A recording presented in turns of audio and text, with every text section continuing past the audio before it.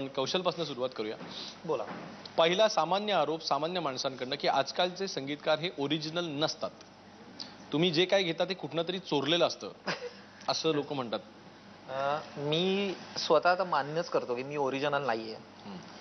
पण कोण ओरिजिनल असतं? म्हणजे मार्क ट्वेनचं एक असं वाक्य आहे की ऍडम सोडला, पहिला पुरुष ऍडम सोडला, तर कोणीही खात्रीने असं सांगू शकत नाही की ही कल्पना मला पहिल्यांदा सुचली. त्यामुळे आणि तुम्ही चालींचं म्हणा तर 12 सूर आहेत. 12 सुरांमध्ये तुम्ही किती मुसाफिरी कराल? जितक्या संगीतकारांचा तुमच्यावर प्रभाव तितके तुम्ही ओरिजिनल होत जाता. म्हणजे कुठल्या संगीतकाराकडनं आपण काय घेतलंय हे जेव्हा आपल्यालाही कळत नाही तेव्हा आपण ओरिजिनल. पण तोपर्यंत या सगळ्या आता साधर्म्य इतकं असतं. म्हणजे फक्त नवीन पिढीच नाही, आपण पहिल्यापासून अगदी सुरू केलं की याची गुमनाम है कोई, बदनाम है कोई, शराड पिक्चर मधलं त्याचं टायटल आहे. दा रा रा रा रा रा रा रा रा, सेम. त्याच्यानंतर सलील चौधरी, इतना न मुझसे तू प्यार बढ़ा कि मैं एक बादल आवारा. आपल्याला माहितीये की मोत्सार्टची सिम्फनी आहे. त्याच्यानंतर आपलं एक हे घ्या, मला खूप आवडतं गाणं, गजानना श्री गणराया आधी वंदू तुझ मोरया, मैं पिया तेरी तू माने या न माने. काय अभ्यास आहे बघायचं नुसतं मंगल मूर्ती काहे को बजाए ये मिठी. तर हा काय, आता एखाद्या संगीतकाराला काहीतरी आवडतं, पटकन असं होतं की आवडलं. अगदी तुम्ही कधी कधी काय होतं की ऐकलं असेल का नसेल त्यांनी. म्हणजे कजरा रे तेरे कारे कारे नैना, दिगंबरा दिगंबरा श्रीपाद वल्लभ दिगंबरा. हेच आहे. किंवा हे उदाहरण सहसा कोणी देत नाही, पण कहना ही क्या ये नैनिक अंजान से जो मिले. म्हणजे मराठी भक्ती संगीताचं हिंदी चित्रपटसृष्टीला देणं बघा किती. की कहना ही क्या ये नैनिक अंजान से जो मिले, या विठूचा गजर हरी नामाचा झेंडा रोविला. किंवा MM क्रीमचं गाणं घ्या, तुम मिले दिल खिले और जीने को क्या चाहिए, येणार साजन माझा. किंवा असे खूप आहेत, म्हणजे खूप गाणी आहेत. मालवून टाक दीप चेतवून अंग अंग, अब के हम बिछड़े तो शायद चेतवून अंग. असं. पण हे काय आहे की जसं एक लिखाणामध्ये ऍडॅप्टेशनला महत्व आहे, तसं या चाली ऍडॅप्ट केलेल्या तसं आपण जरा सूट दिली पाहिजे. म्हणजे नवीन संगीतकारांनाही आणि जुन्या संगीतकारांनाही. त्यामुळे नवीन संगीतकार ओरिजिनल नसतात वगैरे हे मला फारसं म्हणणं मान्य नाही. कौशल, तुझ्यासारखा एक वेल रेड माणूस, ज्याचा लोकशाहीचा इतका पुरस्कार करणारा माणूस, आणि मग मराठी अभिमान गीताच्या माध्यमातून का असेना, पण तो प्रांतवादाला सपोर्ट करतो. ही लोक खूप क्रिटिक्सना ते खूपतं. नाही, मी प्रांतवादाला सपोर्ट नाही करत आहे. भाषावार प्रांतरचना ही आपली घटना सांगते. मी घटनेला सपोर्ट करतो. महाराष्ट्रात तर मराठी बोलली गेली पाहिजे. आपण कुठे असं म्हणतोय की तिनसुखी आसाम मध्ये आमची गाणी लावा, किंवा बेंगळुरू मध्ये आमची गाणी आली पाहिजेत मराठी, तर प्रांतवाद असं इथे कुठेच म्हणत नाहीये की ही भाषा. पण आपल्याला आपल्या मातृभाषेचा अभिमान असणं गरजेचं आहे. तू जरा पुन्हा एकदा तुझ्या करिअर बद्दल विचार करायला हवास. तू ना भगवे कपडे घालून माळा घालून आस्थाचनावरती सकाळी यायला पाहिजेस. लोक तुला खूप मानतील. माझा 100% सपोर्ट आहे तुला. कौशल, तू सिरियसली विचार कर. तू सिरियसली विचार कर. संत इनामदार महाराजांचा विजय असो. असं आता वेळ झालेली आहे ती पॅरडी सॉन्गची, पण आजचं पॅरडी सॉन्ग हे तुमच्या दोघांवरती आम्ही केलेलं नाहीये. तर एकंदरीतच मराठीचा आग्रह धरणाऱ्या मराठी माणसावरती आज पॅरडी केलेली आहे. पण तुम्ही जरूर ऐकावी आणि ती कशी वाटली आम्हाला सांगावी.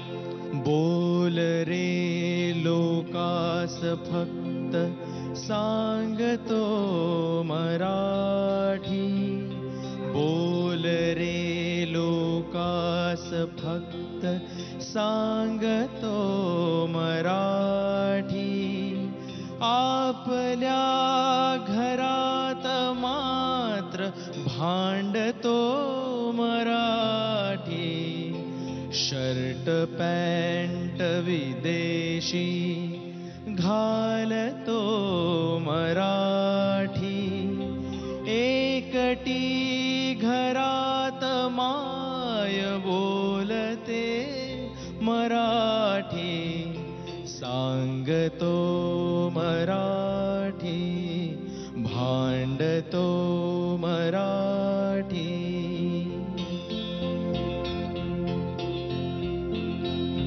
आमुच्या तरी मनात दंगते मराठी, आमुच्या रगारगात रंगते मराठी, आमुच्या उराउरात स्पंदते मराठी, आमुच्या नसानसात नाचते मराठी,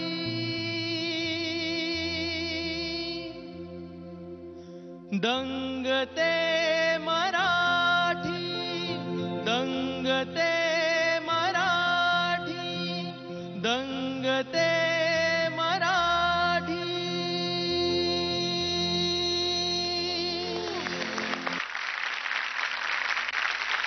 कौशल, त्या गाण्याच्या काही ओळी अजून लिहिलेल्या होत्या भटांनी शेवटी. हो 4 ओळी लिहिलेल्या होत्या. 4 ज्या ओळी 4 ओळी तुझ्या गाण्यात नाहीयेत हे नाहीयेत. काही लोकांना खुपतं. बरोबर. पाहुणे जरी असंख्य पोसते मराठी, आपुल्या घरीच हाल सोसते मराठी, हे असे कितीक खेळ पाहते मराठी, शेवटी मदांध तक्त फोडते मराठी. आता तुझ्या माहिती करता सांगतो की या 4 ओळींना मी चाल केली होती, पण त्या नाही घ्यायच्या हा एक कॉन्शियस डिसिजन होता. आता त्या 4 ओळी लिहिल्या म्हणजे सुरेश भटांनी त्या वाचल्यात, पण तुझ्या लक्षात येईल की रूपगंधाच्या लेटेस्ट एडिशन मध्ये सुद्धा त्या छापलेल्या नाहीयेत. म्हणजे त्यांना वाटलं असतं तर त्यांनी छापल्या असत्या, त्यांनी का नसतील छापल्या, शकले असते. त्यांनी का नसतील छापल्या हा मी खूप विचार केला. आणि मला असं वाटलं की ही जी परिस्थिती आहे की आपुल्या घरीच हाल सोसते मराठी, ही काही चिरंतन नाहीये. बरं, ती चिरंतन असावी असं आपल्याला वाटत सुद्धा नाही. आणि जे काही आपण अँथम म्हणून करतो, एक स्फूर्तिगीत म्हणून जे काही करतो, तर त्याच्यात जी चिरंतन परिस्थिती नाही त्याचा का उल्लेख करायचा. म्हणून सुरेश भटांनी सुद्धा जरी त्या उद्धृत केल्या असतील ओळी, तरी त्यांनी त्या छापू दिल्या नाहीत. याच्यात मला खूप महत्वाचा संकेत वाटला. ज्या आपण कट केल्या त्या आज म्हणून दाखवाव्यास चालेल. येथल्यान भामधून वर्षते मराठी, येथल्या पिकांमधून डोलते मराठी, येथल्या नद्यांमधून वाहते मराठी, येथल्या चराचरात राहते मराठी. पाहुणे जरी असंख्य पोसते मराठी, आपुल्या खरीच हाल सोसते मराठी, हे असे कितीक खेळ पाहते मराठी, शेवटी मदांध तक्त फोडते मराठी.